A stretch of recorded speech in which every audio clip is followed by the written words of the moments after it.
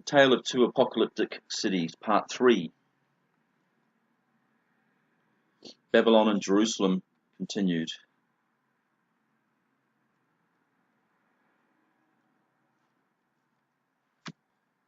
Now here in our discourse we come to a difficult passage, not only because it takes some knowledge to get to the bottom of who or what these two beasts are, but also because there's a long tradition in Bible interpretation that identifies in these two beasts the same individuals as identified by Paul in 2 Thessalonians 2 and by Daniel in 2 or 3 places in his prophecy. I speak here of the little horn that opens its mouth and blasphemes against God, and of that man of sin who seats himself in the temple of God and calls himself God. Clearly, this is the final great desecrator of Israel and an antichrist, but more importantly, a figure who marks a point in time. The final great push is made to convert the world to a new world order and bring in a world religion under Lucifer. And yet, to be fair, there is nothing in the text of Revelation 13 that explains that either of the two beasts seen in the vision is this person, other than the fact that the time period, at least in part, is the same. Now, the beast is seen in 1 or 2 other chapters within the book of Revelation, but it always represents a spiritual and political empire of some sort, as did all the beasts in Daniel's prophecy. That beast in Revelation 13 arises from the abyss and is not a person. That same beast makes war with and kills the 2 witnesses in Revelation 11. Its empire is therefore the empire of Satan. It is the beast that carries the very unafraid harlot on its back in Revelation 17, and has apparently done so throughout much, if not all, of human history. It is no single man. The beast of Revelation 13 is not seen, but is spiritually discerned, and then with difficulty. Shall we say then that the second beast is different, that it is, however, a human individual? Consistency would weigh in against this explanation. It seems unlikely that even this second beast can be identified with the Antichrist who sits in Jerusalem's temple and proclaims itself to be God. Nothing of the sort is mentioned in this Revelation 13 passage, which appears in context to be purely apocalyptic.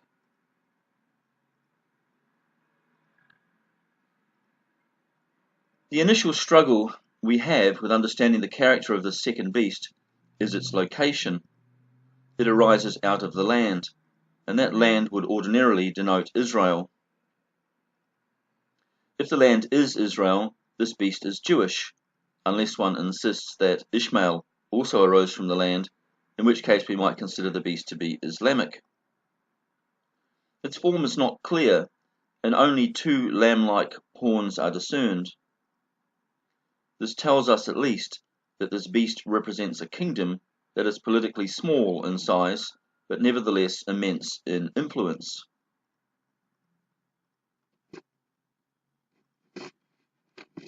But we have to remember, as we consider the meaning, that we are dealing now with the mind of Christ and with a Christian apocalypse. The meanings are not necessarily the same as they were at first. Gog and Magog, for instance, in Revelation 20, are no longer the northern nations, but are now the nations from the 4 corners of the earth. The 1,000 years are not literally 1,000 years either, but designate the church age, however long that turns out to be in actuality.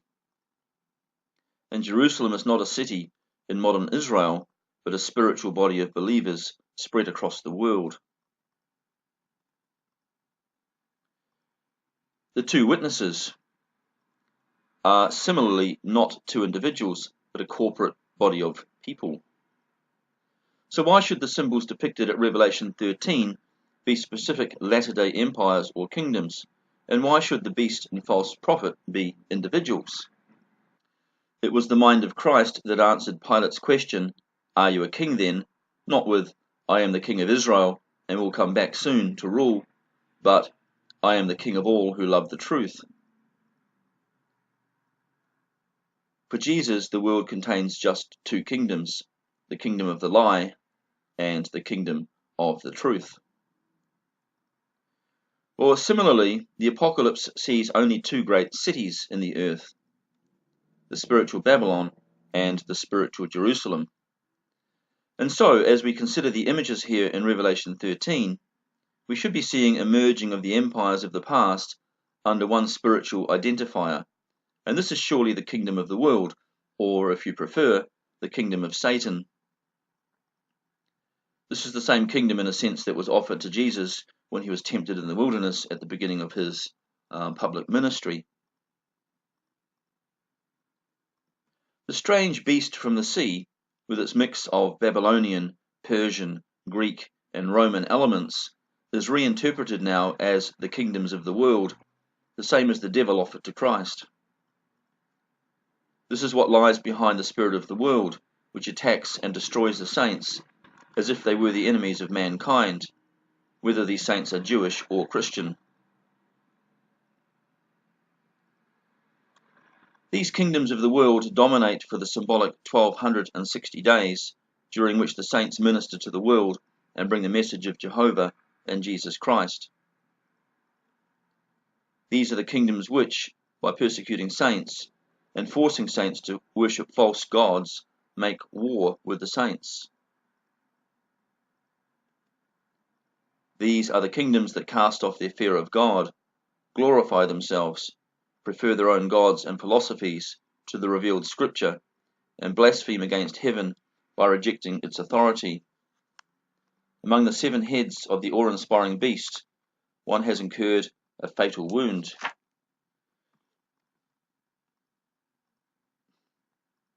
Now one could argue with the Adventists that the wounded then healed head is the papacy, dispatched by Napoleon in 1798, but returned to life after 1814. But one could also reasonably argue that the head so wounded was Israel, which finally returned from its long diaspora after 1800 years, except that Israel cannot be identified with any of the 7 heads that originally adorned the beasts seen in Daniel, 1 head being for Babylon, 1 for Persia, 4 for Greece, and 1 for Rome. However, the Khazarian Jews stem from Anatolia, which is one of the Greek horns. So modern Israel, as a gathering of Khazarian Jews, could be this horn. The point to be made here, I think, is that Jesus may well have redefined the meaning of the heads in his apocalyptic adaptation of the vision.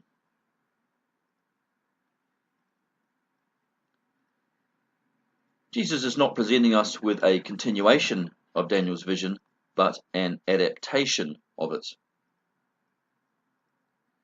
The 7 heads are now, instead, 7 domains in a satanic empire that entangles the world. Its spiritual heads are now, for instance, Roman Catholicism, Zionism, Bolshevism, Freemasonry, etc., as mentioned earlier. Zionism is really the modern version of what, in Jesus' own day, was the Judaism that sent him to the cross.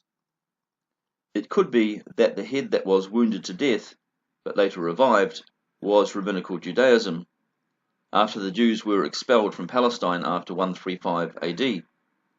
But it could also be that secular humanism, loosely called atheism, was the spiritual head that was wounded to death by the death and resurrection of Christ, but later tried to turn the life of Christ into a fiction so that it could revive. After all, it's the resurrection in a way that destroys the whole philosophy of humanism. The second beast is, in fact, a spirit that underlies the religious systems that force people in every nation to worship the state power that they know. It is not restricted to the last empire in time, but it is present there as it has been in all generations. Its function is to mediate the allegiance of the people to the state. Just as Elijah stands symbolically for the prophets and priests of Israel, so these false priests and prophets are collectively a kind of false Elijah to the world. Paul will speak of the lying wonders of the man of sin, and so there is clearly also an individual who appears in the very last days. But Paul's explanation is probably still very Israel-centric, and this enemy of Israel's identification is linked to a desecration of what clearly seems to be the Jerusalem temple, and not some spiritual temple like St. Peter's Cathedral, as historicists are otherwise quick to argue when identifying the man of sin with the Pope. All false prophets perform false miracles and bring down false fire from heaven. Egypt's magicians could replicate several of the miracles of Moses. In our own generation, technology is so advanced that it could be mistaken for magic.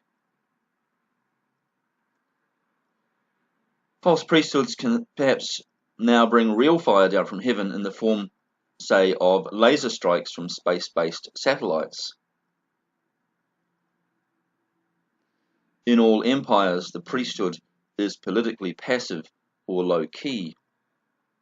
And today the priesthood might be likened to the propaganda machine, the media, etc.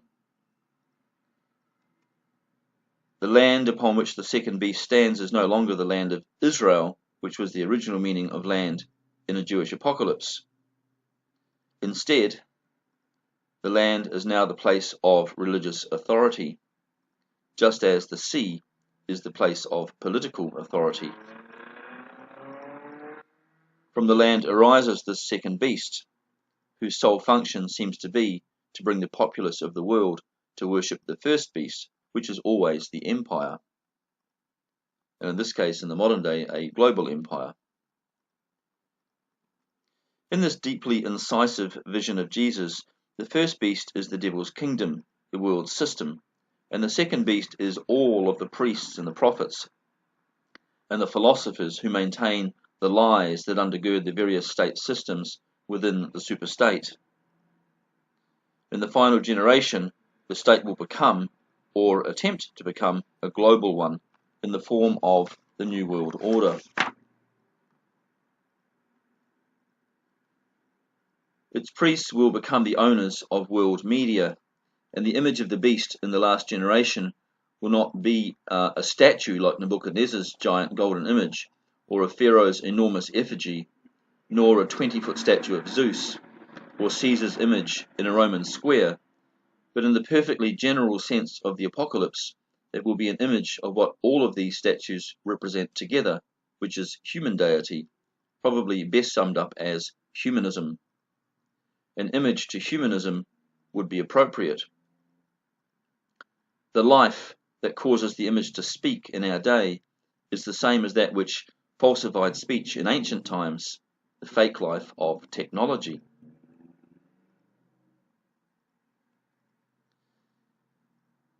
In our own day and age, it is television and other media that speak for the first beast, using that platform for its propaganda. We can also add in perhaps artificial intelligence in this last decade or so, which is also beginning to make its presence felt. The speaking image of the beast is, as Paul puts it, the speaking image of man himself, which strangely enough is equivalent to the image of Lucifer.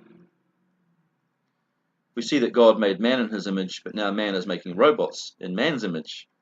And so there's, in a sense, man playing God with technology. The worship of Lucifer is, in the final analysis, the worship of self. To put it another way, we can say that the number of the beast, which is the number of Lucifer, is the number of man, which is 666, according to Revelation 13:18. Now the two horns on the head of the false prophet, which is the proper covering designation of these false priesthoods, look like the horns of a lamb, but in Israel the sheep and lambs look so similar that one could get mixed up. The horns could as easily be the horns of a small goat, which could be a link to Satanism, which uses Saturn and the constellation of Capricorn as its emblems. The text does not say that they are the horns of a lamb, only that they look like the horns of a lamb. They look humble and unthreatening, but appearances can be deceptive.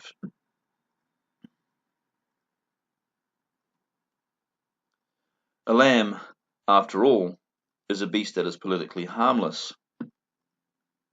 But a goat is more aggressive, and the voice of the second beast is like that of a dragon. There is nothing godly in these priesthoods at all. They are all, in fact, satanic.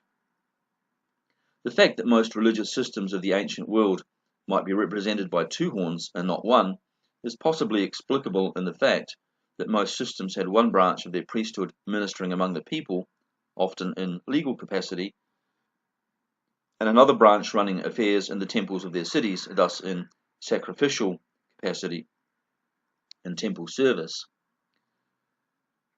These even correspond, more or less, to the civil and judicial arms of a modern atheistic Western society. Jesus also, I think, generalizes the meaning of the boastful little horn in his vision. No longer is it Antiochus Epiphanes, or Nero, or some other power-crazy anti-Semitic king that is represented, but it becomes at last the voice of the kingdom of Satan, speaking in whatever form that voice may take. Antiochus IV was but one example of a megalomaniac tyrant from Israel's own history. Revelation 13:6 speaks of the slanders of the first beast against heaven, and this is entirely reminiscent of the little horn introduced in Daniel 7:7. These proud boasts are proud claims of human achievement and of the greatness of men and cultures. These boasts may be tolerable if they did not combine such claims with denigrating comments about belief in the Bible's God, Jehovah Elohim. So, to recap, if we were reading a Jewish apocalypse, the land would designate Israel. The lamb with two horns would then be Israel, and the two horns would designate the two royal houses of Israel. By this I mean the house of Judah and the house of Israel, the northern tribes. Now otherwise we could say that it could be the Islamic world, with its groups of families emerging from Abraham's first wife Hagar and his third wife Keturah, the two wives and their offspring being the two horns. In the case of Israel, however, the house of Israel, the 10 tribes, went into captivity and were lost to history, and one of the two horns should properly then have been broken off. Or perhaps its equal size with the other was because the remnant that returned from Assyria and who fled southward from Assyria's advance was almost as numerous as the number of Judean Israelites who had not been deported. But such interpretations do seem rather forced and therefore unlikely to be right. The option of it being Islam is discussed below, but the Islamic world is so big even now that the smallness of the horns would not seem to adequately represent it. Otherwise, if the second beast were instead the papacy, its two horns would represent perhaps Rome and Constantinople, and we could imagine it utilizing the power of the first beast, which would be imperial Rome. But what could we say of the fire coming down from heaven? Unless we make it futuristic and speak of space-based lasers, we are hard-pressed to explain this verse, as all we have is the miracle of Elijah. And I'm referring here to the passage that says, the second beast, the false prophet, causeth fire to fall from heaven to earth in the sight of men. The second beast is, after all, the false prophet, who performs lying miracles, according to Paul. In other words, his miracles are fake miracles, miracles that support false truths, and we could even suggest that the visions of Mary at Fatima are of this kind. After all, there's nothing to say that the kingdom of Satan does not in part include elements of the Christian world, and that its priests cannot also include the priests of the Catholic Church and even Protestant churches. But there's also nothing that says we cannot place this interpretation within an interpretation that includes all such lying miracles performed at the hands of the priests and high priests of all religions.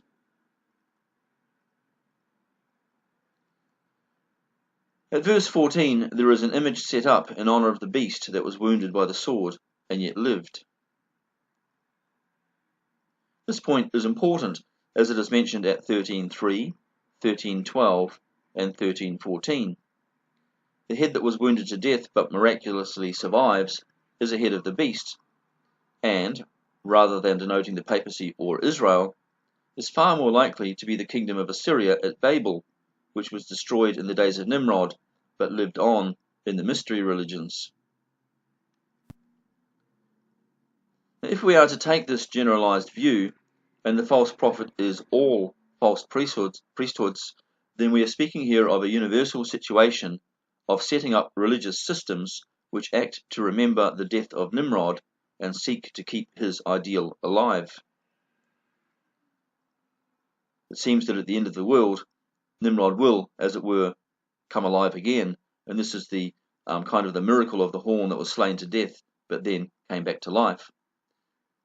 We should understand in the actions of the second beast the universal practice of showing respect to the memory of Nimrod, and a search in every generation for the resurrection of his new world order and a single world religion. The speaking image of the beast stands for each of the religious and media systems pointing men to the new world order in their own time. And its words are the propaganda of the state. And whoever does not buy into the propaganda is placed under censure and is ostracized in his own society and is considered unworthy to buy or sell or to receive recognition in that society. In the words of Jesus, we cannot worship God and mammon, and the society that allows and encourages us to buy and sell as conformists is just this mammon.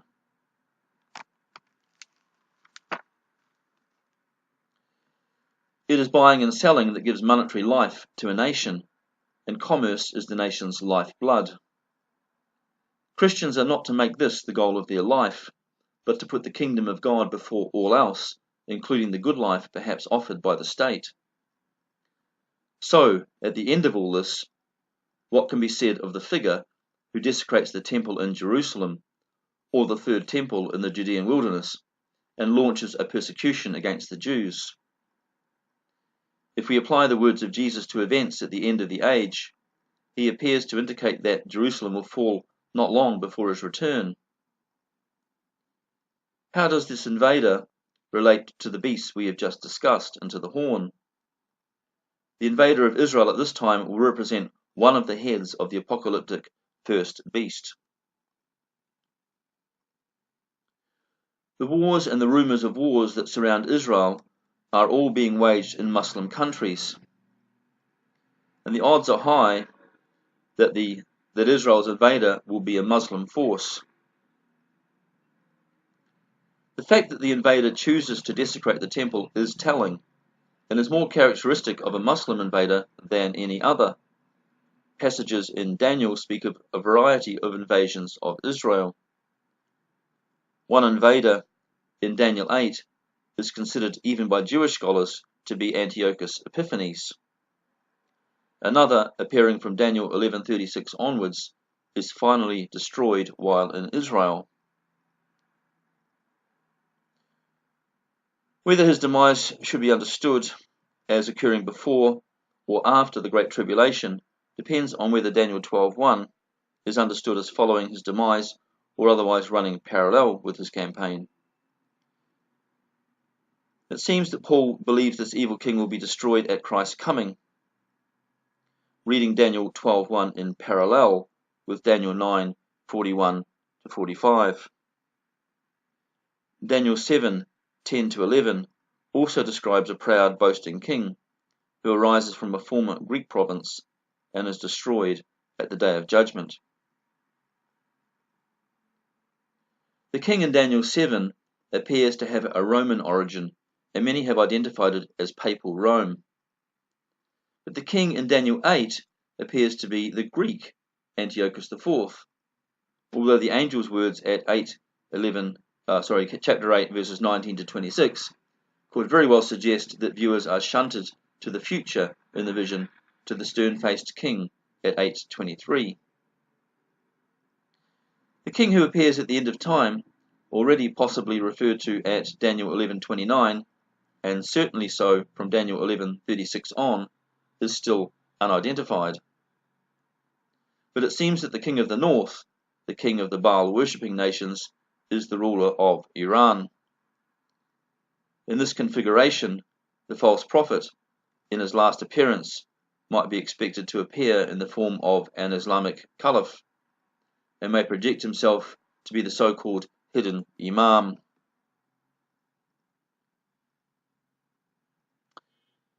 So let's do another quick recap.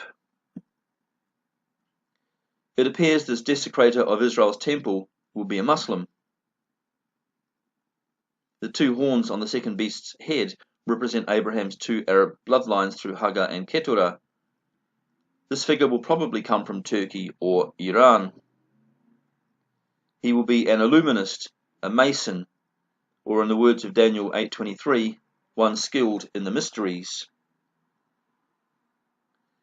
He is probably a member of the Grand Orient Lodge.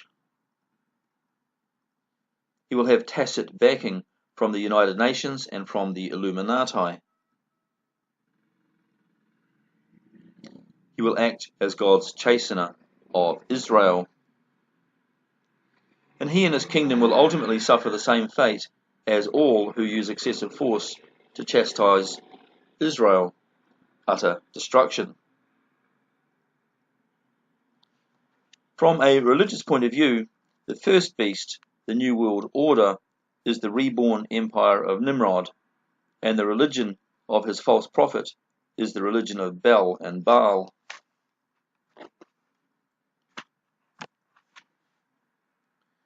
In the symbolism of the mystery religions, the appearance of this final great Antichrist is likened to the resurrection of Nimrod. Nibiru, Nimrod returns. We know that there's a great YouTube channel all about the return of Nibiru, which is really about the reappearance of Nimrod in the world political stage. It's kind of a symbol for it. Now, Nimrod, who is also called in ancient times Ur-Nammu, curiously has the same initials as the United Nations, Ur-Nammu, UNN. Now, the Tower of Babel had the same objectives as the modern United Nations and New World Order. It is to establish a secular, humanist society in which the working masses are ruled over by an elite class that possesses everything. The proletariat, to borrow a socialist word, merely rent their lives from the elite. This eschatological man of sin will simultaneously fulfill Islamic prophecy about the Mahdi, the Islamic Messiah. Unlike Jesus, the Muslim Messiah will be a murderer. The second sun, which is the symbolic planet Nibiru's center of action, is a Catholic code name for Islam. The first sun is, however, the Catholic Church.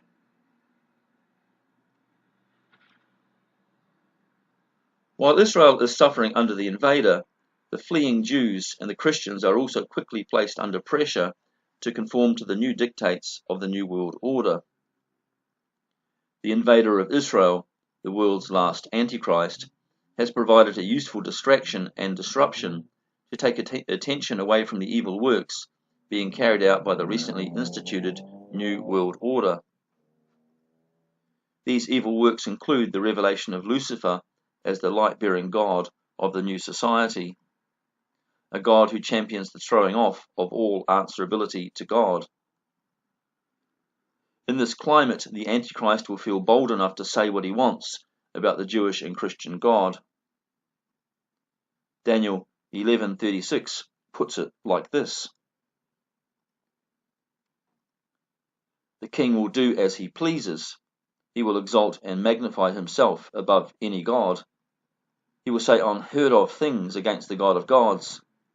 He will be successful until the time of wrath is completed." for what has been determined must take place.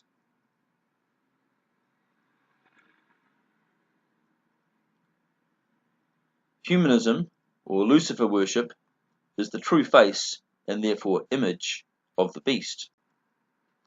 The Lucifer promoted by the Illuminati is the hero who rejects all culpability and answerability to an unseen deity. Lucifer is also, however, the champion of sinful man and the embodiment of the enormous spiritual pride of man. Revelation 13:15, that the image might speak. See, the false prophet has power to make the image speak. This is an image built to the first beast. Now in the ancient world, speaking idols existed, and they spoke by means of clever Greek tricks of technology. This made it seem like the great idols could speak on their own. This expression therefore suggests that clever future technology will still cause people to believe a lie concerning the Antichrist. Perhaps that he has the power to do miracles, or that the endurance of human technology is much better than the fleeting experience of any Bible miracle. In summary, then, we have looked briefly at Jerusalem and long and hard at Babylon. Babylon is a world system ruled by wicked religious entities, which mollifies its citizens with promises of the good life and a brand of religion which is really humanism. Jerusalem is a world system that sets aside all things to attain to the knowledge of God and of His Son, Jesus Christ, and which believes that in the end its siege warfare will end with a resounding victory from heaven. It is this belief that spurs the saints on in every generation. Without it, the church would eventually capitulate and the world would become the devil's own possession forever. The fate of the world is therefore very much in the hands of the saints, and Christ has asked His church to weather the siege until redemption finally comes from heaven. The victory, the saints are assured, will be worth waiting for.